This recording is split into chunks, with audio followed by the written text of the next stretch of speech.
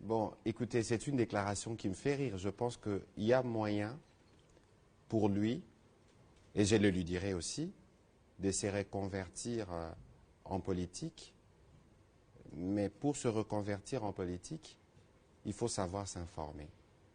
Et savoir s'informer à un tel niveau de responsabilité, c'est un exercice minimum.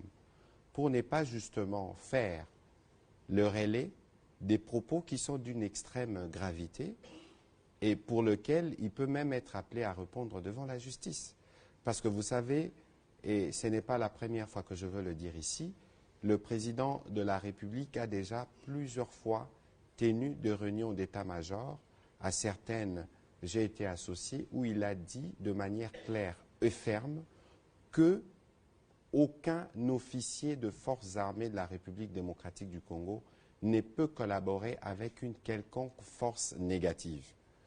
Ici, c'est un ensemble, donc tout ce que vous pouvez avoir comme assemblage de groupes Maï-Maï, etc., et surtout pas avec les FDLR qui sont des forces génocidaires qui, je dois le rappeler, tuent d'abord les Congolais. Alors, comment vous pouvez penser que l'on intègre dans l'unité d'élite qui s'assure de la sécurité du président de la République de forces comme celle-là? Et comment intellectuellement, vous pouvez soutenir une telle initiative? Si ce n'est, et c'est compréhensible par rapport au contexte électoral, vouloir verser dans la diabolisation et dans la basse politique.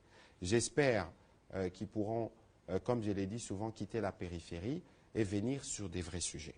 Je voudrais me faire compléter sur cette question par les générales, qui peut nous dire un peu plus, parce que lorsqu'on parle de la collaboration de forces armées de la République démocratique du Congo avec de forces négatives, on en parle pour certains, et c'est l'argument du Rwanda, pour dire, écoutez, parce qu'il y a des FDLR, nous avons une force terroriste des M23 qui tue, qui massacre, qui viole de manière décrite par les rapports, que ce soit de Human Rights Watch ou des experts des Nations Unies. Mon général. Mesdames et messieurs de la presse, bonsoir et heureux de vous retrouver dans le cadre de ces briefings après les Jeux de la francophonie. Et merci d'ailleurs pour l'accompagnement que vous avez offert à la République, parce que ces Jeux ont été un succès, c'est un succès collectif. Et donc, à vous aussi revient la palme pour la contribution qui était la vôtre dans la couverture. Ce soir, nous voulons faire un focus sur les acquis de l'état de siège. Vous avez suivi qu'à la suite des travaux préparatoires qui se sont tenus il y a quelques semaines pour préparer la table ronde sur l'état de siège, qui était une initiative du président de la République au terme d'une réunion à laquelle j'avais d'ailleurs eu l'honneur de prendre part avec les élus des provinces, des deux provinces concernées. Il avait été convenu qu'on organiserait une table ronde pour écouter toutes les parties prenantes, parce que la décision d'instaurer un état de siège dans cette partie du pays était une décision motivée, y compris par les différentes couches de population qui ont remonté au président de la République le souci d'une prise en charge plus étroite des questions stratégiques, des questions sécuritaires, des questions militaires. Et donc, il y a eu des travaux préparatoires qui se sont tenus sous les auspices du Premier ministre chef du gouvernement et qui ont permis aux panélistes et à tous les participants hier, avant-hier et lundi de faire le point général de la situation. Il était question durant cette table ronde de réfléchir, de répondre à trois questions. Faut-il maintenir l'état de siège? Faut-il le requalifier? Ou faut-il carrément l'enlever?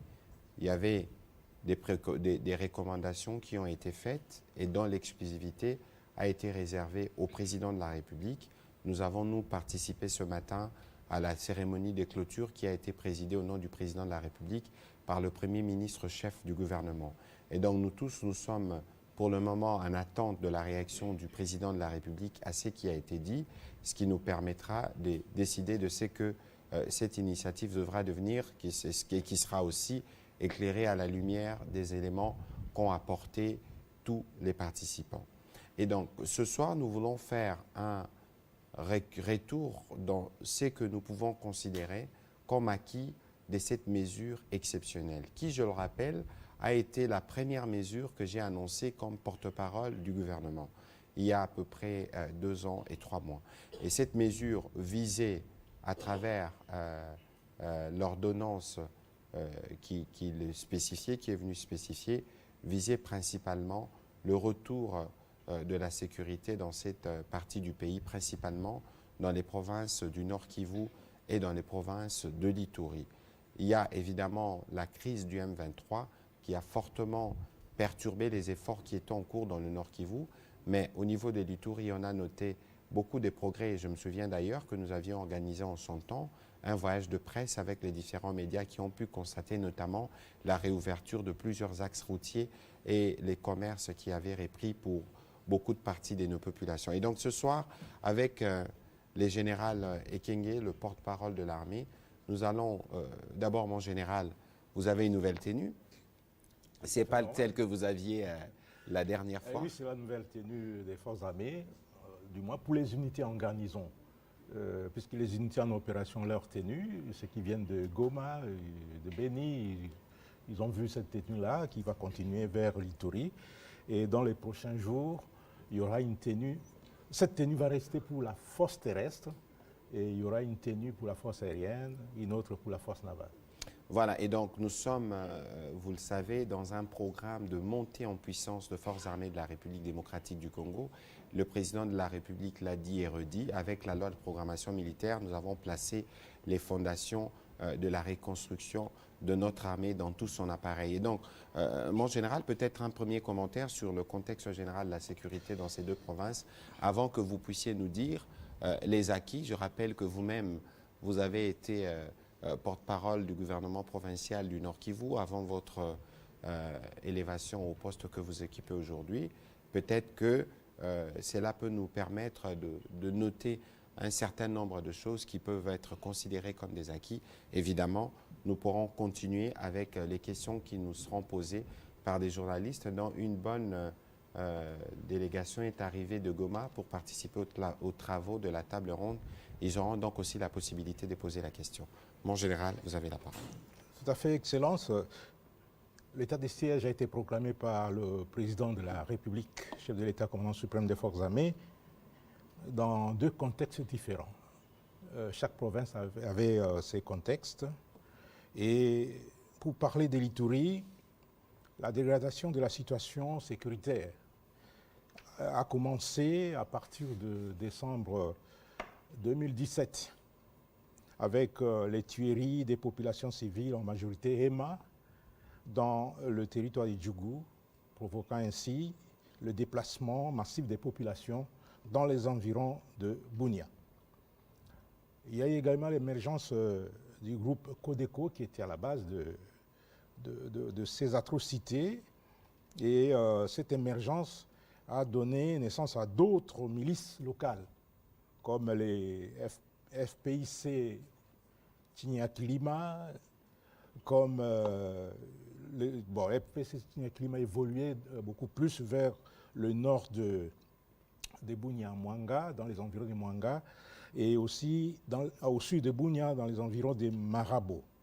En 2020, il y a eu création dans les territoires de Djougou du noyau du groupe armé G5 Zaïre, constitué des membres des communautés victimes des attaques et des atrocités de la Codeco. Et à l'origine de toute cette situation se trouvent les conflits fonciers mal gérés. Et outre l'émergence de ces milices, les ADF MTM, fuyant la pression militaire dans les territoires de Beni, ont migré vers le sud du territoire d'Irumu en Ituri et aussi vers le territoire de Mambasa. Ça, c'est le contexte général de l'Ituri. Au Nord Kivu, le contexte était presque pareil, mais il y a eu deux menaces importantes, je dirais même trois. La première menace, c'est la menace ADF, MTM et des groupes armés supplétifs aux ADF, comme le Mai Mai Kiandenga et autres, qui terrorisaient la population, qui commettaient des exactions, des tueries dans le territoire de Béni et environ. Il y a aussi d'autres groupes armés dans la partie sud du Nord Kivu, ce qu'on a l'habitude d'appeler le Petit Nord, dans tous les territoires des Rutshuru, des Masisi, des Nyiragongo, des Walikale, et même dans les territoires du Lubero, il y a des groupes armés locaux qui écumaient ces territoires-là. Et il y a une autre menace, c'était la menace FDLR. Et avec l'état des sièges, toutes ces menaces ont été circonscrites. Ceux qui ont été avec nous depuis très longtemps ont vu comment l'armée a travaillé. Et nous, en termes d'acquis, on a d'abord circonscrit ces menaces, que ce soit en Ituri qu'au Nord Kivu. Il y a des opérations qui ont été menées. Il y a eu beaucoup de rendus de la part des groupes armés locaux. Au Nord Kivu, il y a des groupes armés qui sont cantonnés, où il y a eu plusieurs milliers, en tout cas plus de 2000 membres des groupes armés qui se sont rendus. Il y en a qui étaient cantonnés à Rumangabo, d'autres à Mobambiro. Et il y a le groupe des Mayani qui était toujours à Kalunguta, à mi-chemin entre Béni et Butembo, à 25 km au sud de Béni et au nord de Butembo. Et tout cela a permis à ce que nous puissions réouvrir certaines routes des opérations militaires. Et la pression a été telle qu'on a neutralisé un grand nombre, surtout d'ADF et de membres des groupes armés. Les collaborateurs des ADF, beaucoup ont été arrêtés. Nous avons anéanti quasiment les réseaux de ravitaillement, de recrutement, les réseaux des collaborateurs dans la ville de Béni, dans la ville de Butembo et un peu partout. Et il y a beaucoup d'ADF qui ont été neutralisés. Et les ADF, comme vous le savez, sont de plusieurs nationalités. Il y a les Omanais qui ont été neutralisés, les Kenyans, les Rwandais, les Ougandais qui étaient majoritaires, les Tanzaniens. Et il y a aussi des Burundais même et des Somaliens qui ont été neutralisés. Même un Jordanien qui a été arrêté, un Égyptien aussi, des Centrafricains qui ont été neutralisés. Il y en a qui ont été arrêtés, qui sont ici, et il y en a qui ont été neutralisés. Vous comprenez, le terme neutralisé, c'est un terme en vogue, pour ne pas dire tué.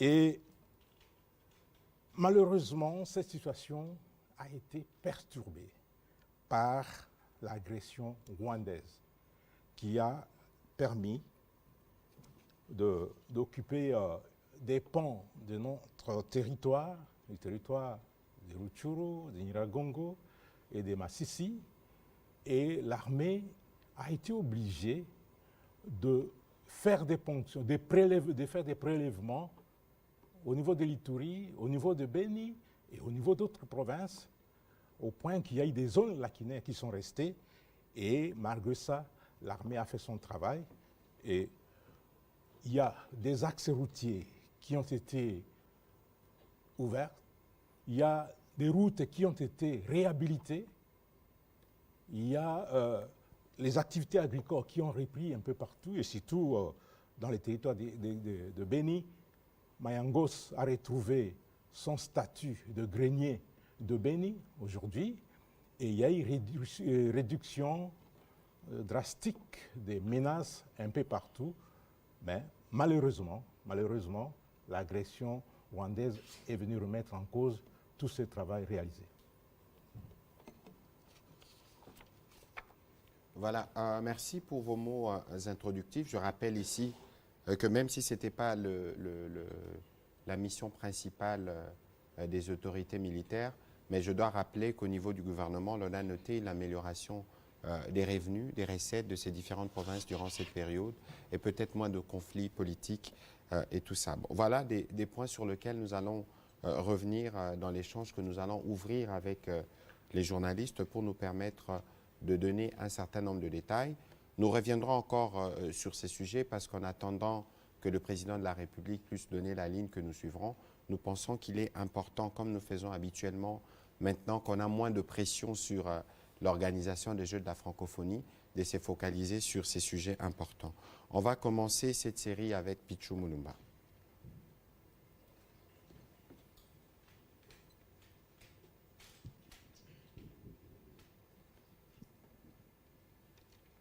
Merci, Monsieur le ministre, pour la parole. J'ai juste deux petites préoccupations. La première au porte-parole militaire de l'armée. Avec l'état des sièges, l'on note que des menaces ont été circonscrites, vous l'aviez dit, des ennemis neutralisés, de reddition.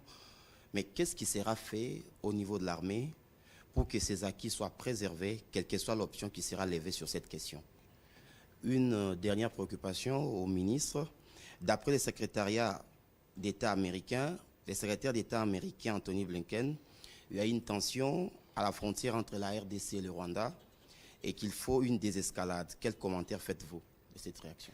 Bon, écoutez, je suis un peu surpris par cette déclaration des autorités américaines, simplement parce que les généraux les dira mieux que moi. Lorsque vous parlez de la frontière entre la RDC et le Rwanda, mais la frontière, elle est tenue par qui actuellement? Ce n'est pas la force régionale.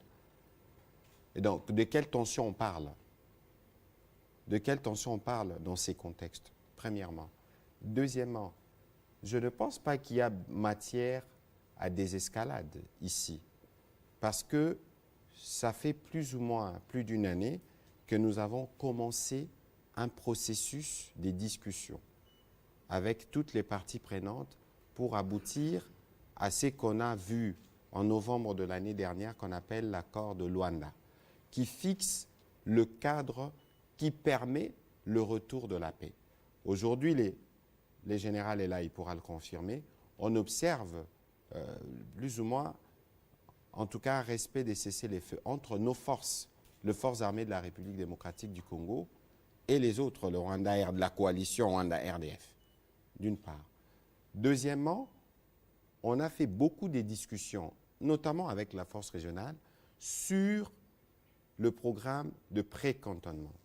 Aujourd'hui, ça fait 5 mois, 5 semaines plus tôt, que tous les matériels a été apprêtés parce que le gouvernement s'était engagé à faire sa part pour aménager les sites de Rumangabo qui a été choisi pour les pré-cantonnements. Ça fait 5 semaines que ces matériels est bloqué à Goma parce que la coalition Rwanda M23 RDF ne veut pas souscrire à un schéma qui était communément convenu. Alors, lorsqu'on veut parler des escalades, de quoi on parle? Parce qu'il y a un schéma qui fixe les rôles de tout un chacun. Je pense qu'on va encore, il y a un besoin de communiquer davantage avec les Américains à ces sujets parce qu'ils font le relais de la propagande rwandaise. Parce qu'ils sont dans une stratégie pour dire que la République démocratique du Congo se prépare à attaquer les Rwandais. Nous, vous connaissez la tradition qui est la nôtre et la ligne du président de la République. Nous voulons restaurer l'intégrité de notre territoire. Et c'est pour ça que nous avons souscrit à différents processus diplomatiques. Il y a des rapports qui sont sortis des Nations Unies, il y a des rapports des Human Rights Watch qui montrent des exactions qui sont commises par le Rwanda. Aujourd'hui, il faut donc aller du côté rwandais pour leur demander d'assumer le rôle qui est le leur dans le cadre du plan de sortie des crises qui a été convenu.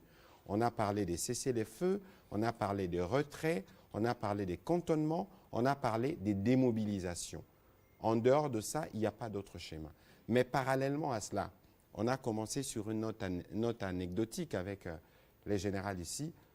Nous, comme République démocratique du Congo, nous travaillons pour assurer la montée en puissance de nos forces armées. Parce que ce n'est ni, et l'expérience nous le démontre, notamment avec la présence de la MONUSCO ou la présence de la force régionale. Nous pourrons véritablement compter que sur nous-mêmes. Et c'est ce sur quoi nous sommes en train de travailler. Les moments venus, si les différents processus dans lesquels nous sommes engagés ne donnent pas les résultats escomptés, on pourra en tirer les conséquences les moments venus parce que nous ne pouvons pas, de manière indéfinie, laisser nos populations être massacrées par des gens qui ont sans foi, qui sont sans foi ni loi et devant qui la communauté internationale ne se prononce pas véritablement ou n'utilise pas des moyens qui sont à sa disposition pour amener la paix dans cette partie du pays. Et donc, il est important que cela puisse être noté et que nous, quoi qu'il advienne, les M23 est une force négative et la mission qui avait été conférée initialement à la force régionale, c'était la mission de réagir justement contre toute cette coalition FDLR, M23, toutes ces forces négatives, dans l'hypothèse où ils ne souscrivent pas au processus politique. Et ici, il y a la preuve que nous venons de vous dire, par exemple, sur le blocage du matériel qui doit aller à Rumangabo. La MONUSCO est témoin. Nous pensons qu'il y a besoin pour la communauté internationale qui s'est portée garant pour accompagner ce qui avait été convenu, de faire plus de pression de l'autre côté. Nous préparons les élections et nous espérons pouvoir le tenir dans les délais. Nous ne voulons pas verser dans une propagande qui, en réalité, vise à ramener l'insécurité dans la partie est du pays et perturber notre processus électoral. Ils trouveront le peuple congolais devant. Mon général, sûrement un complément sur cette question avant de répondre à la question qui vous avait été destinée. Vous l'avez si bien dit, Excellence. Ça, c'est un prétexte. Les Américains sont en train de repercuter la propagande rwandaise qui constitue un prétexte pour justifier l'agression. Guerre. Le FDLR de 1994, ils ont l'âge du président Kagame. Et donc, ils ne constituent pas une menace sérieuse pour le Rwanda. Et le Rwanda est en train de les utiliser pour justifier l'agression dans notre pays. Et nous avons une politique de défense, nous avons une stratégie que nous utilisons chez nous, une doctrine. Nous ne servons pas de base arrière aux groupes armés ou aux forces qui doivent déstabiliser les voisins. Et on ne l'a jamais fait et on ne le fera jamais parce que ce n'est pas notre doctrine. Par contre, ce sont les voisins qui ont l'habitude de le faire et de venir nous agresser. En ce qui concerne la question qui m'a été adressée, comment sauvegarder les acquis de l'état des sièges, eh bien, Excellence, Monsieur le ministre vous l'a dit, la meilleure façon de sauvegarder ces acquis, c'est d'assurer la montée en puissance des forces armées de la République démocratique du Congo. Et en cette matière, rassurez-vous, la République démocratique du Congo a mis tous les moyens. Le président de la République, chef de l'État, commandant suprême de notre armée, et le gouvernement de la République ont mis tous les moyens pour que les FARDC montent en puissance. Et nous nous préparons pour que cette montée en puissance soit effective, et je ne vous en dirai pas plus. Voilà, on va prendre la question de Marlon Kachamou.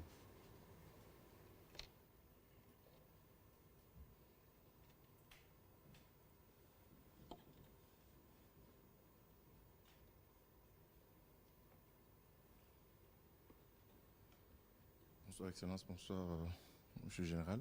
Bonsoir. C'est une question d'actualité posée au ministre de la Communication et Médias.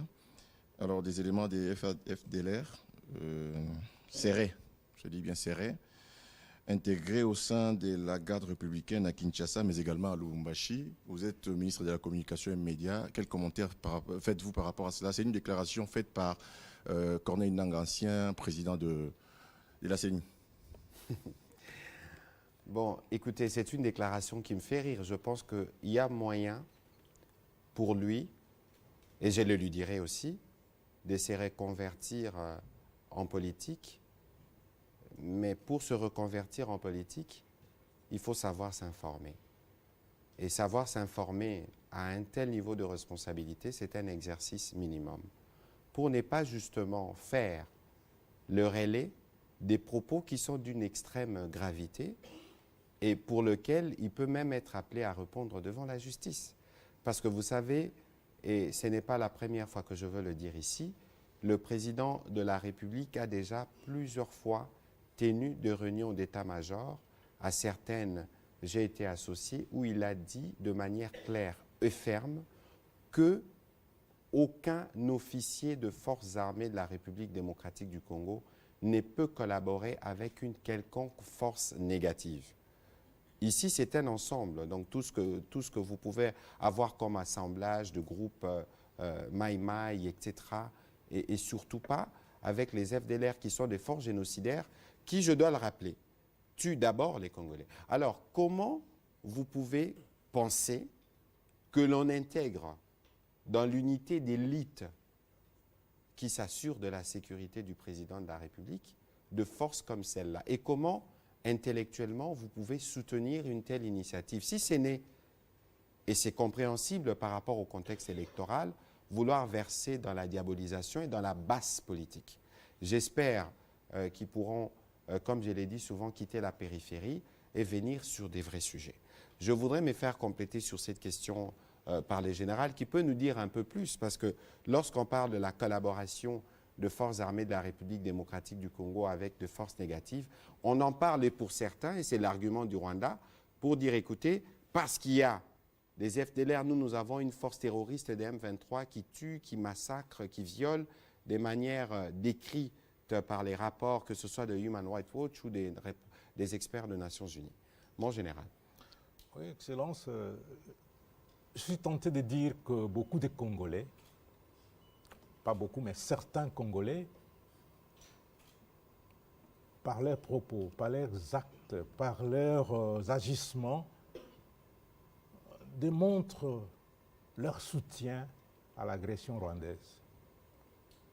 Et des gens pareils, si on les interpelle par nos services, ils vont crier que ce sont des acharnements contre des politiciens. Vous croyez que la RDC manque de jeunes qui peuvent venir dans l'armée?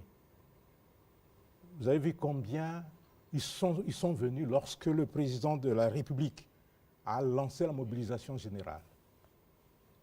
Nous avons donc plus ou moins 40 000 dans les centres d'instruction. On a refoulé les autres. Alors pourquoi aller s'acharner? Pourquoi prendre les FDLR pour les mettre dans une unité d'élite comme la garde républicaine? Pour qu'ils fassent quoi? Pour moi, c'est honteux de voir un homme de cette carrure prononcer des propos pareils. Moi, je ne suis pas politique, je suis militaire, mais je regrette tout simplement. Voilà, on va prendre la question de Touvé Oundi, qui est toujours à la chasse des questions liées sur l'état de siège. Caribou Kinshasa. Merci, Excellence. J'ai 2 ou 3 petites préoccupations. La première préoccupation est autour de la table ronde qui s'est clôturée aujourd'hui. On a senti une soif non achevée des participants. Après le discours du Premier ministre, il y a ceux qui ont crié l'éveil, il y a ceux qui ont crié maintien. À quand la communication du chef de l'État sur la question? La deuxième préoccupation, c'est finalement, avez-vous été interdit au journal officiel de publier la loi portant sur la réserve armée de défense qui a été votée au Parlement au mois de mai, le 20, et le 20 avril et le 4 mai au Sénat, parce que cela pose encore un problème d'encadrement de tous ces jeunes qui, lors du discours du 3 novembre 2022, se sont mobilisés pour barrer la route à cet envahissement. Aujourd'hui, on fait face à plusieurs groupes dits Wazalendo dans la ville de Goma, à côté de Goma, dans les périphéries. Est-ce que cette loi-là souffre d'une certaine rélecture afin que finalement l'encadrement de ces jeunes s'efface? Et aussi pour le général, il y a un bon spot que nous diffusons depuis un certain temps sur nos chaînes. La méthode a changé. J'espère que vous connaissez ce spot qui montre que les FARDC ne seront plus à la défensive, mais passeront à l'offensive. Et à quand l'offensive? Parce que la rentrée scolaire à Rutshuru est en train de se faire soit c'est les M23 qui invitent les parents à amener les enfants à l'école, soit la société civile dit on n'y va pas. Alors à quand cette offensive pour libérer la route de Rutshuru? D'ailleurs, pour peut-être une certaine précision, le gouverneur Constant Ndima avait signé un communiqué demandant aux services de la DGM, de l'OCC et de l'OFIDA, ou de la DGDA plutôt, de s'apprêter à retourner à Bunagana sous escorte de EAC. Alors, où en sommes-nous? Voilà, vous posez plusieurs questions intéressantes en même temps. Dans ce qui s'est passé cet avant-midi au Palais du Peuple, j'y étais. C'est aussi un bel exemple de démocratie où j'ai vu des part et d'autre de papier blanc, maintien, levé, maintien, levé. Nous pensons que c'est bon, les opinions se sont exprimées, mais il faut considérer que ces sujets sur la levée de l'état de siège, on a commencé à l'aborder depuis les débuts de l'année, parce que je me souviens que quand le président a reçu les différents caucus des sénateurs et des députés de 2 provinces, nous y étions, c'est là que l'idée de faire la table ronde avait germé. Avant qu'on arrive à la tenue effective de la table ronde, il y a eu des travaux préparatoires. Ça veut dire qu'on a eu déjà 3 à 4 occasions où on a commencé à discuter du sujet. Et au regard même de l'importance du sujet, ce n'est pas évident que les débats peuvent se terminer. Et donc aujourd'hui, mais malheureusement, il y avait la contrainte du calendrier qui faisait que l'essentiel de travaux, l'essentiel de points ont été coulés en termes de recommandations. Bon, le président de la République qui se trouve ce soir à Luanda pour le passage du bâton de commandement de la SADC pourra, en son temps, évidemment, tirer les conséquences de propositions qui lui ont été faites.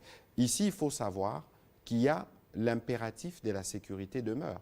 Dans un contexte où vous avez des voisins qui sont belliqueux, qui en réalité préparent la guerre ou préparent à maintenir cette partie du pays dans une situation d'insécurité, et nous devons donc rester vigilants. Nous avons des impératifs, notamment ceux portant sur l'organisation des élections, etc. Et nous avons, évidemment, nous sommes attentifs sur tout ce qui a été dit. Donc il faut arriver à prendre des mesures qui permettent de contenir tout cela et d'encadrer le processus qui suivra. Et pour ça, nous pouvons tous faire confiance au président de la République qui réagira, évidemment, dans son temps. Sur la deuxième question, d'ailleurs, aujourd'hui, je devais voir les directeurs du journal officiel parce que même la loi sur la presse n'a pas encore été promulguée. Et donc, il ne faut pas considérer que si cette loi sur la réserve n'a pas encore été promulguée, il y a des pesanteurs. Ici, j'ai l'impression que beaucoup de gens n'ont pas compris la philosophie de cette réserve.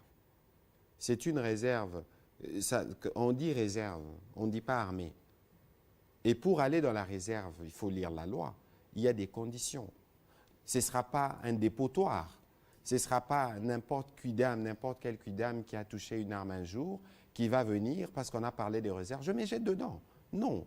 Il y a un processus de vetting qui va supposer qu'on sache vous venez d'où, quel âge avez-vous, qu'est-ce que vous avez fait, quelles sont les informations qu'il y a pour vous.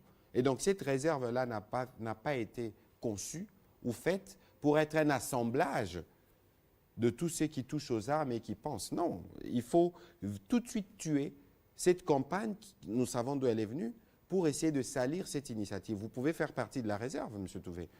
Pourquoi pas moi-même faire partie de la réserve? En cas de besoin, l'armée peut requérir mes services si je peux le rendre. Pourquoi pas?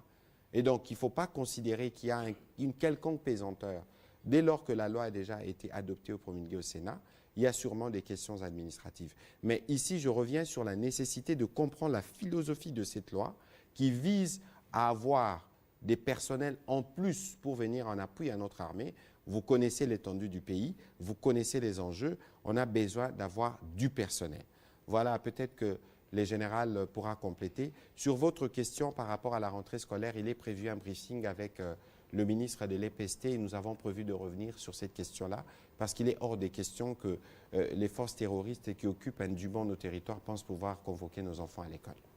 Merci. La question sur la loi de la réserve armée, vous l'avez si bien abordée. Je répète ce que le ministre a dit. Ce n'est pas tout le monde qui peut venir et puis entrer pour servir des réserves. Il y a des conditions Et il faut remplir ces conditions-là. Et les premiers à remplir les conditions, ce sont les gens, les retraités, qui sont partout dans le monde. Les retraités, en France, on parle de 2S, donc quelqu'un qui est amené à la retraite. Et il est la réserve de l'armée. Vous voyez ce qui se passe en Israël. Quand il y a la guerre, on rappelle tout le monde. Les retraités, ceux qui ont fait les services minimums de l'armée, comme les gens qui font les services obligatoires. Il y a quelque chose qui a été prévu ici chez nous pour les gens, pour les universitaires qui vont passer un service minimum pour connaître le b.a.-ba de l'armée. Ces gens-là, on peut les récupérer et aussi la loi va définir, ça c'est une loi, mais il y aura également des textes d'accompagnement de cette loi-là qui vont définir les conditions d'adhésion à cette réserve de l'armée. Il y a quelque chose que j'ai oublié de dire lorsqu'on a parlé du tweet du secrétaire d'État américain, et la frontière, notre frontière avec le Rwanda est totalement contrôlée par l'armée rwandaise, le ministre l'a dit, et la force de l'EAC. Les FARDC ne sont pas là. Et comment les FARDC vont planifier une attaque future avec les FDLR? S'il y a les FDLR, les Rwandais sont là pour combattre les FDLR. Et ils sont dans notre territoire, là où il y a les FDLR. Ça, c'est un faux problème. La méthode a changé à quand l'offensive pour libérer la route de Rutshuru. Le gouverneur a signé une note pour demander à tous les services de s'apprêter pour être déployés à Bunagana. C'est tout à fait normal. Toute cette partie-là ne restera pas éternellement occupée. Nous nous préparons pour récupérer notre territoire. Et demander aux militaires à quand l'offensive, c'est trop demander, puisqu'un militaire ne vous dira jamais quand est-ce qu'il va mener l'offensive. Merci. Mais alors, si je peux me permettre un commentaire sur le sujet, il y a un plan. Je reviens encore sur ce qui avait été prévu à Luanda. On a parlé des cessez-le-feu, on a parlé de retrait, on a parlé de cantonnement, on a parlé des démobilisations. C'est les schémas dans lesquels nous avons souscrit. Et même si le général ne peut pas dire ce qu'ils ont dit, mais ici, il y a une option. Celle que nous avons choisie, c'est la voie de la diplomatie qui nous permet, vous venez du Nord Kivu, vous avez été témoin, nous étions là, de la situation humanitaire qui est déjà celle-là. Et donc, toute opération militaire, avant que nous, on l'amène, parce que c'est sur notre territoire, nous regardons le prix que cela coûte en termes de vies humaines. Et donc, si aujourd'hui, la patience dont nous faisons preuve en face de cette situation qui dure depuis des mois, c'est parce que justement, nous pensons que par cette voie-là, on peut atteindre les résultats, mais nous n'attendrons pas indéfiniment. C'est évident. On va prendre la question de Jacques Amboka.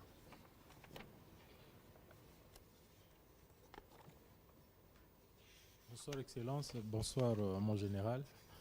Une préoccupation, cette situation d'insécurité à l'est du pays, ça fait plus de 2 décennies aujourd'hui.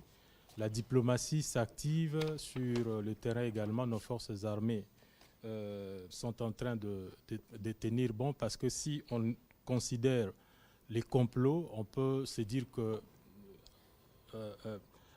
dès que la situation avait commencé, on perdrait déjà cette partie du pays. Est-ce qu'à un certain moment, Excellence, Monsieur le Ministre, vous n'arrivez pas à cette conclusion selon laquelle la République démocratique du Congo est seule, n'a pas d'alliés, parce que justement, si on avait des alliés fiables, depuis que cette situation avait commencé, on trouverait déjà solution. Mon général, sur le terrain, abordant presque dans la même direction, est-ce que vous ne vous rendez pas compte que malgré que vous pouvez avoir des alliés, les armées des autres pays, mais sur terrain, il y a cette réalité qui peut vous pousser à conclure que les forces armées combattent seules, il n'y a pas des alliés, parce que si justement il y avait des alliés, on trouverait déjà solution. Écoutez, vous posez une question complexe. Parce qu'évidemment, la crise dans l'Est de la République démocratique du Congo a commencé, je regardais encore un reportage de France 2 d'il y a des années aujourd'hui, a commencé depuis la période qui a suivi les génocides rwandais, 1994. Si on doit simplement essayer de faire un bilan, on parle de plus de 5 millions ou millions de morts, mais il y a quand même dans le lot 2 chefs d'État, Mobutu plus tard ou Kabila père plus tard. Le prix que nous payons est énorme pour une guerre qui a plusieurs facettes. Parce qu'au bout du compte, les États n'ont pas d'amis, ils n'ont que d'intérêts. Et dans ce que, et ce n'est pas un secret, vous connaissez la puissance que notre pays était. Par exemple, moi j'ai eu le privilège, quand j'étais parlementaire, de faire partie d'une commission qui a fait l'audit de tout ce que nous faisions à travers la CEPGL. Les Rwandais et les Burundis vivaient essentiellement grâce aux Zaïre. C'est de l'histoire. Et aujourd'hui, tout s'était fait comme objectif de fragiliser les grands Zaïre pour penser qu'ils puissent continuer, qu'ils puissent se construire. Et c'est ce que les Rwandais font. Et malheureusement, lorsque le président de la République arrive aux responsabilités, il finit par dévoiler les jeux rwandais parce que lui, il l'a proposé. Il a proposé, nous étions à Goma, c'était en juin 2021, de faire des partenariats entre États de la manière la plus transparente. Mais la réponse que nous avons eue démontre à suffisance qu'il n'y a pas de ce côté-là un besoin de voir la paix restaurée dans cette partie du pays parce que c'est la partie qui sert de réserve pour leur économie. C'est bien clair. Mais maintenant, qu'est-ce que nous faisons? C'est cela le plus important. Premièrement, on va couper court à tous les circuits d'approvisionnement frauduleux dans les secteurs de mines. Vous avez vu l'initiative de Primera Gold qu'on a mise en place pour réussir à retracer. Et de ce point de vue, vous avez vu par exemple, il y a un sujet belge qui s'appelle Alain Gotz qui a été sanctionné parce qu'il construit des raffineries d'or dans des pays qui ne régorgent pas de ressources en or. Donc c'est de l'or qui est pillé ou pris frauduleusement en République démocratique du Congo pour être raffiné de l'autre côté et être vendu. Vous avez vu que depuis qu'on a commencé avec Primera Gold, on a produit plus de kilos d'or que nous l'avons produit depuis les 10 dernières années. Simplement parce qu'il y a un mécanisme de contrôle. Tout ça énerve. Et lorsque de notre part, nous travaillons à la montée en puissance de notre armée, parce que nous avons compris le besoin stratégique de protéger notre pays, on fait une réserve où on veut prendre des Congolais en plus pour être à la disposition de la défense de la patrie. Il n'y a pas de meilleure stratégie que celle-là, parce que nous devons nous assurer la défense de notre territoire pour être sûr que nous exploitons nos richesses en faveur de Congolais. Et ceux qui sont aux alentours, qui se sont construits par des massacres et par des pillages dans l'est de la RDC, ne pourront évidemment pas nous laisser en paix. Mais il faut considérer que nous sommes à la fin du cycle, justement, de ces cycles de pillage, de ces cycles de tueries, de ces cycles de massacres. Et nous pensons que la stratégie mise en place par le président de la République, qui combine à la fois la diplomatie, qui combine à la fois la montée en puissance de forces armées, pourra nous donner du résultat pour assurer non seulement la défense de notre territoire, la protection de nos populations, mais aussi une meilleure production de nos ressources qui répondront à tous les critères de traçabilité. Voilà la réponse. Mon général. Oui, la situation que nous vivons actuellement en Ituri et au Nord Kivu font partie d'un plan concocté par Kigali et ses alliés. Parce que imaginez que la paix et l'autorité de l'État reviennent au Nord Kivu en Ituri, eh bien, il y aura un boom économique au Congo. Ça, c'est une évidence. Ce sont des recherches que nous avons faites au niveau des services. Il y aura un boom économique au Congo. Alors, pour la survie du Rwanda, comme régime, comme économie, comme système, il faut maintenir l'instabilité dans ces deux provinces. Et c'est ça la raison de l'agression. Si on ne maintient pas l'instabilité et l'insécurité au nord Kivu, au sud Kivu, le Rwanda cessera d'exister comme régime et comme système actuel. Donc, le président de la République, c'est un visionnaire. Il a compris les enjeux. Et il mise sur la montée en puissance des forces armées parce que personne d'autre ne viendra défendre ce pays plus que les Congolais. Tout à fait. Tous ceux qui viennent, ils viennent pour les intérêts, comme l'a dit le ministre. Mais c'est lui qui défendra jusqu'au sacrifice suprême ce grand et beau pays, c'est les Congolais lui-même. Donc la meilleure façon de pérenniser les acquis de l'état des sièges, la meilleure façon de développer notre pays, c'est d'avoir une armée bien formée, bien équipée, bien entraînée. Et cette armée bien formée, bien équipée, bien entraînée, qui monte en puissance, va assurer l'intégrité, la défense de l'intégrité de notre pays, la défense de nos frontières et la protection de nos populations sans qu'on ait besoin de l'apport extérieur. Mon général, je suis resté sur ma soif sur la question. Est-ce que vous ne vous sentez pas seul, bien qu'il y ait des alliés qui viennent les armées des autres pays? Nous ne comptons pas sur les alliés, nous comptons sur nous-mêmes, sur nos propres efforts. D'abord, les autres viennent en appui, mais l'essentiel de la défense de l'intégrité de notre territoire, c'est nous. Et c'est pourquoi on met tous les moyens, on met tous les paquets et nous nous préparons sérieusement. Et je crois que lorsque le général parle des armées qui viennent en appui, mais c'est parce que le problème de la sécurité dans l'est de la RDC est un problème régional. On parle des FDLR qui sont rwandais, donc qui constituent un problème de sécurité à la fois pour nous et pour eux.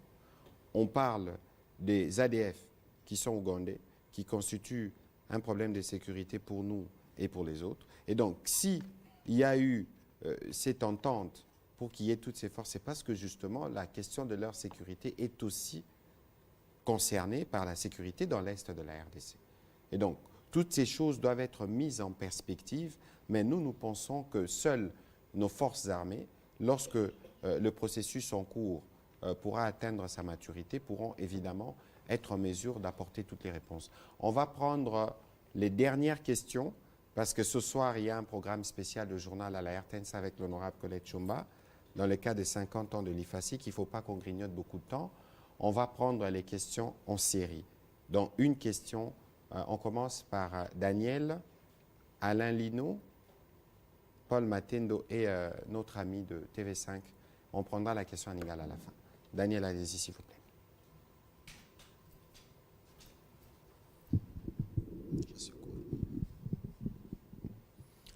Bonsoir, Excellence. Bonsoir tous les confrères. Ma première question, je la pose au général. Mon général, nous avons vu les rebelles du M23 porter la tenue qui porte l'hymne des unités des FARDC ici en RDC, seulement quelques jours après sa sortie. Quelle garantie ou quelle précaution vous avez prise pour que cette même tenue, celle que vous nous montrez aujourd'hui, ne subisse pas les mêmes sorts? La deuxième question, il s'observe aujourd'hui sur les fronts, dans les deux camps, donc les camps rebelles et les FARDC, les Wazalendo prennent les devants. Ils combattent actuellement les M23. Mais en combattant les M23, ils commettent des exactions. La population semble être abandonnée. Je ne sais pas quelle garantie vous pouvez donner à cette population qui crie chaque jour, disant qu'ils sont victimes de cette situation causée par les Wazalendo. Monsieur le ministre. Ça fait 3 questions. Allez-y, terminez. Il vient de Goma, spécialement. Désolé, Goma, c'est compliqué avec beaucoup de problèmes et c'est la première fois qu'on a l'occasion. Alors, monsieur le ministre, une partie de l'opposition ne prend pas part au processus électoral. À quel pourcentage vous garantissez la population congolaise que les élections seront organisées? Merci. Vous êtes sûr que vous posez la question à la bonne personne? Parce que de toute évidence, dans les élections, chacun a sa part de responsabilité. Pour ce qui nous concerne comme gouvernement, nous mettons les moyens à disposition. Nous travaillons sur un plan de sécurisation des élections et pour le moment, et c'est toute la sensibilité des sujets que nous abordons, parce que nous tenons impérativement à ce que nos populations des territoires sous occupation dans le Masisi Rutshuru puissent voter, puissent être enregistrées. Il y a déjà au niveau de la CENI des réflexions qui ont été faites sur la manière dont cela va se dérouler et on travaille à créer les conditions de sécurité qui leur permettra. Et d'ailleurs, c'est une interpellation que nous faisons et le président de la République a eu l'occasion de le dire à la sous-secrétaire d'État qui était ici, que si on nous regarde, à la différence des autres pays de la sous-région, on nous regarde comme un pays démocratique et nous y croyons, nous voulons consolider notre processus démocratique. Pour permettre d'avoir des élections inclusives ici, nous pensons que les pays partenaires devraient faire plus de pression pour qu'on applique simplement ce que nous avions convenu à Luanda. Ça nous permettra de garantir les retours de notre administration, le retour de nos services pour permettre à la CENI de procéder aux opérations d'enrôlement. De toute évidence, pour nous, les élections, nous ferons notre part comme gouvernement pour qu'elles se tiennent dans les délais prévus. Mon général, spécialement sur cette question des Wazalendo, parce que tout est entendu, finalement, il y a comme un mélange. Je souhaiterais que vous puissiez nous édifier davantage sur ces sujets-là. Oui, d'abord, et puis on prendra les autres questions. La question de la tenue, j'ai vu, on m'a envoyé des photos de M23, des combattants M23 qui avaient une tenue, des militaires qui sont en opération, c'est normal. Il y a eu quelques désertions. Vous le savez, vous êtes dans la région et aussi il y a, dans les combats, un militaire peut mourir. Et si le militaire meurt, la première des choses à chercher, c'est son arme et c'est sa tenue. Et c'est comme ça qu'ils peuvent s'en procurer. Les problèmes des Wazalendo, le ministre l'a dit tout à l'heure, nous observons une sorte de cessez-le-feu dans le cadre de ce qui a été convenu au niveau régional. Il y a eu les accords de Luanda, il y a eu les accords de Nairobi, et nous sommes dans les qui-vive, nous observons une sorte de cessez-le-feu, et nous ne nous affrontons pas, en principe, à part quelques escarmouches qui peuvent avoir lieu ci et là. Mais les Wazalendo, eux, ils ne sont pas contrôlés par l'armée. Hein? Tout à l'heure, là, j'ai échangé avec le ministre ce matin. Les Wazalendo ont pris les armes à l'époque de M. Laurent Désiré Kabila pour combattre qui? Pour combattre les agresseurs. Et maintenant que les conditions qui ont favorisé leur création reviennent, ils sont dans leur droit de défendre leur patrie. Mais ce qu'on déplore, ce sont les exactions. Et vous avez suivi qu'il y a eu même des escarmouches entre les FARDC et quelques Wazalendo du côté de Kilolirwe, sur la route de Kilolirwe. Et on a dû récupérer les vaches et arrêter même les quelques Wazalendo qui sont aujourd'hui détenus et entendus. C'est pour dire que nous ne pouvons pas cautionner ces genres d'attitudes. S'ils sont là pour défendre leur pays, ils ne peuvent pas s'attaquer à la population ou au bien de la population. Ça, c'est strictement interdit. Voilà, merci. Merci beaucoup, Monsieur le Ministre. Je m'appelle Paul Matendo. Petite question au général. Vous avez parlé de la multiplication de forces, de groupes armés pendant l'état de siège. Plusieurs sources disent que l'état de siège, c'était un échec prévisible, tout simplement parce que les forces armées sont très infiltrées. Est-ce que vous avez la même impression? Monsieur le ministre, vous avez aussi... Une question, Monsieur Paul Matendo, s'il vous plaît. Une question sous l'angle économique, si vous voulez bien. Vous avez dit que l'un des acquis de l'état de siège, c'est l'amélioration des recettes. Quelques jours avant la tenue du forum, le mouvement citoyen Lucha a recommandé au gouvernement de mettre sur pied la politique d'allègement fiscal et de redressement économique pour permettre aux gouverneurs civils et aux opérateurs économiques de récupérer les temps perdus pendant l'état de siège. Ça vous inspire quel commentaire? Merci. Aucun. Merci. Là, nous parlons des acquis de l'état de siège. En entendant que le président de la République se prononce, les téléspectateurs aimeraient savoir quelle a été la tendance dégagée, la majorité. Il y a eu des commissions, maintien, levée ou réqualification. Nous avons eu l'impression d'aborder des gens, des gens que nous avons rencontrés aujourd'hui, des différentes commissions, parlaient presque le même langage en ce qui concerne cette levée de mesures de l'état de siège, parlant de l'échec dans tous les sens. Et j'ai abordé des députés de la majorité, je croyais être devant ceux de l'opposition, par exemple. La question est celle-ci.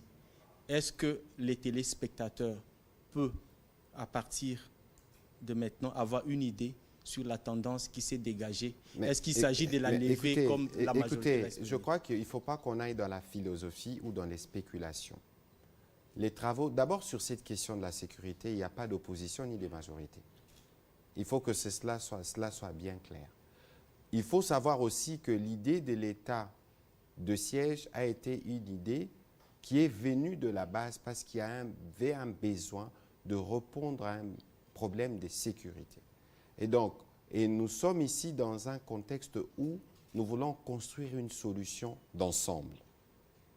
Et je vous ai déjà donné la réponse tout à l'heure lorsqu'on dit tout a été destiné au président de la République qui était là à l'ouverture. N'eût été le voyage à Luanda, il aurait été aussi là à la clôture. Il y a des voix des uns qui sont pour, des uns qui sont contre. Ne spéculons pas parce que nous avons ici le président de la République qui a des éléments de ceux qui étaient dans la salle et de ceux qui sont restés en Ituri, dans les Nord Kivu et des compatriotes parce qu'on a associé des gouverneurs d'autres provinces qui peuvent aussi avoir un mot à dire. Je pense qu'ici, la table ronde a eu lieu, les recommandations ont été formulées. Attendons la réponse du président de la République. Merci. Merci. Échec prévisible de l'état d'essai. Prévisible. Ça, c'est un qualificatif un peu compliqué. Mais c'est selon. Ça dépend de quel camp on se trouve. Il y a des gens qui apprécient l'état des sièges. Il y en a qui n'apprécient pas. C'est leur droit. Mais le mal est qu'on s'attaque aux gouverneurs. C'est comme si ce sont les gouverneurs qui ont demandé l'instauration de l'état des sièges, alors que son Excellence vous l'a dit, c'est la population à la base qui a demandé ça. Et le chef de l'État l'a matérialisé. Que l'état des sièges soit là, qu'il ne soit pas là, qu'on reconduise, qu'on requalifie, qu'on supprime l'état des sièges, l'armée va rester. Et l'armée va accomplir ses missions. Elle va continuer à accomplir ses missions régaliennes. Et les gouverneurs que vous voyez là, ils n'ont pas fait une demande d'explication, une demande pour être affectés comme gouverneur militaire au Nord Kivu en Ituri. C'est une décision politique, une décision de l'autorité, et l'armée est aux ordres. Le jour où on dira que c'est terminé, le lendemain, les gouverneurs feront leurs valises et ils vont rentrer à Kinshasa. Ne vous en faites pas. Et si on dit qu'il faut continuer, il faut continuer. Puisque nous sommes aux ordres, nous dépendons de la décision politique. Et le ministre vous l'a dit, nous, en tant qu'armée, nous n'avons pas à commenter des décisions politiques. Nous les subissons. Et les commentaires sur la levée, le maintien ou la réqualification de l'état de siège, ça nous importe peu. Nous, notre mission, c'est d'assurer la défense de l'intégrité territoriale et des frontières de notre pays, la protection des populations et de leurs biens, point barre. Voilà, on doit terminer malheureusement parce qu'on doit rendre l'antenne. Alain Lino, parce que vous êtes debout, la question à Lingala, on prendra prochainement. Merci. Comme ça, on termine une fois pour toutes. Merci. Une question au porte-parole militaire des FARDC. Excusez-moi, je ne suis pas contre l'armée, mais je trouve que vous n'avez pas été précis lorsqu'il fallait parler des acquis de l'état de siège. Ça devrait nous prendre toute une soirée. Pas seulement neutraliser en nous citant les Égyptiens, tout ça. Alors, vous avez dit, justement parlant des acquis de l'état de siège, vous conjuguez au futur pour dire, pour préserver les acquis de l'état de siège, il faut une armée bien outillée, une armée bien formée. Mais s'il y a des acquis actuellement, c'est que l'armée est déjà au point pour faire ce travail-là. Pourquoi parler encore au futur? Non, il faut une formation, une armée bien formée, bien outillée. Je pense qu'elle a déjà ce qu'il faut parce qu'il y a des acquis de l'état de siège. Bon, écoutez, de toute évidence, nous sommes dans un processus où nous voulons régler un problème qui dure une trentaine d'années. Il n'y a évidemment pas beaucoup de temps pour aborder tous les aspects, notamment dans l'amélioration. On n'a jamais autant, par exemple, parlé de la situation en Ituri ou à Béni que pendant l'état de siège. Avant, on n'en parlait même pas. On n'a jamais autant donné de l'attention aux questions, par exemple, de l'approvisionnement de militaires au front, de transport, de la solde, de tout ça, que pendant l'état de siège. Et donc, il y a des choses que vous n'avez pas vues, mais qui ont été faites. Ici, il faut considérer que nous sommes dans une dynamique des reconstructions générales de notre appareil sécuritaire et que vous avez vu, par exemple, la résurgence du M23 a imposé à nos forces de faire comme une forme de redéploiement des effectifs pour faire face à cette menace. Et c'est cette menace-là, justement, du M23 qui est à la base de la résurgence de certains groupes armés. Parce que les Congolais, partout où ils se trouvent, ils se disent que nous ne pouvons pas, ne pas laisser les agresseurs entrer chez nous. Et donc, nous pensons, dès qu'on aura géré la question principale, qui est celle du M23, les autres questions pourront se gérer plus calmement et plus sereinement. Je pense que le général peut terminer. Et puis, on va rendre l'antenne. N'oubliez pas que les FARDC sont engagés depuis presque 30 ans. Et lorsqu'on est engagé, il y a un degré d'attrition très élevé. Il y a des morts, des blessés, des déserteurs, des gens qui prennent de l'âge. Et il faut renouveler. Et c'est ce qui est en train d'être fait. Quand on parle de la montée en puissance, c'est un processus. Ça a commencé par la réforme de l'armée et aujourd'hui, ça a pris une vitesse de croisière. Je vous ai dit que je n'en dirai pas plus, mais vous verrez les résultats. Voilà, je pense qu'on va terminer cet exercice où on a voulu faire un peu le tour d'horizon. Je comprends la question d'Alain Lirno. Il y a de la documentation qu'on a demandé, qu'on pourra mettre à votre disposition, qui émane des gouverneurs militaires. Ici, nous donnions quelques grands axes, comme ça vous pourrez vous-même suivre dans la loupe ce qui a été fait. Mais il faut savoir, comme j'ai coutume de le dire, que vous pouvez tout nous reprocher, mais vous ne pouvez pas nous reprocher la volonté de faire différemment. Et pour ce qui concerne les forces armées de la République démocratique du Congo, la fondation a été placée. Nous avons une loi de programmation militaire. Nous avons toutes les initiatives qui ont été prises au niveau du commandement, du haut commandement, donc par les présidents de la République lui-même. Et c'est durant cette période de l'état de siège que nous avons en plus ravivé la flamme nationale à travers la campagne Bendele Koyate ou Défendant la patrie. Jamais je n'ai vu autant de mobilisation autour de nos hommes en uniforme. Et l'appel du président de la République du 3 novembre en est une preuve parce qu'il y a eu plus de 20 à 30 000 jeunes Congolais qui ont accepté de s'enrôler dans l'armée. Voilà, nous allons terminer ce soir. Merci, monsieur le porte-parole de l'armée, de vous être associé à cet exercice de redevabilité. Nous espérons pouvoir compter sur vous pour d'autres exercices pour nous permettre de bien édifier nos journalistes et d'éviter les pièges de ceux qui trament des propagandes et des campagnes hostiles à la République démocratique du Congo. Heureusement, qu'avec le président de la République, nous avons démontré, notamment à travers le jeu de la francophonie, que plus rien ne sera comme avant et que les préjugés ne nous ressemblent pas. Nous allons montrer la vraie face des Congolais. Merci à vous et bonne soirée. Merci.